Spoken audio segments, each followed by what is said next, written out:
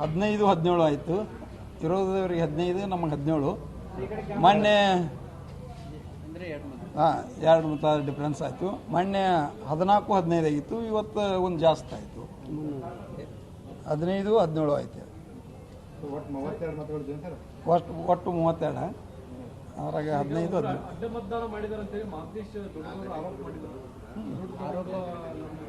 ಒಬ್ಬ ಯಾಕೆ ಮಾಡ್ಯಾನ್ರಿ? ಅವರು ನಮ್ಮ 10 ಇದ್ವು, ಅವರು 22 ಇದ್ವು. 7 ಮಂದಿ ಅಡ್ಡ ಮತದಾನ ಆಗ್ಯಾವ. ಹಾಂ, ಒಬ್ಬ ಮಾಡಿಲ್ಲ, 7 ಮಂದಿ ಮಾಡ್ಯಾರ. ಅವ್ರು ಟಾರ್ಗೆಟ್ ಮಾಡ್ಯಾರ ಹಂಗೆ ಒಬ್ಬನ್ನ.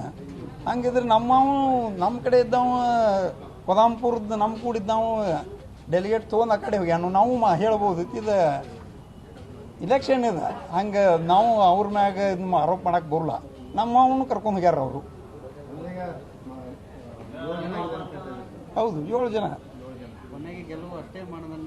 ಹೌದು, ಯುದ್ಧದಾಗ ನಾ ಹತಾರ್ತೇನಿ, ಕತ್ತಿತೇನಿ, ಏನೂ ಇಲ್ಲ. ಆದ್ರೆ ಹೆಂಗಾರು ಗೆದಿಬಹುದು. ಏನು ಆಯುಧ ತರ್ತಾನೆ ಅನ್ನೋದು ಮುಖ್ಯ ಅಲ್ಲ.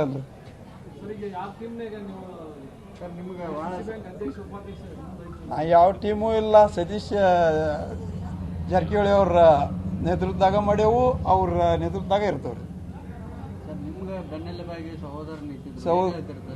ಹೌದು, ನಮ್ಮ ಫಸ್ಟ್ ಟೈಮ್ ಕ್ಷೇತ್ರ ಒಡೆದು ಬಂದೈತಿ. ಬೈಲಂಗಲ್ಲ ಕಿತ್ತೂರು ಆಗಿದ್ದು. Kittur first time. ಅದು ನಮ್ಮ ಸಹೋದರರಾದ ಬಾಬಾ ಸಾಹೇಬ್ ಪಾಟೀಲ್ ಅವರು ನಾವು ಭಾಳ ದಿವಸದಿಂದ ಇದು ಮಾಡಿದೆವು.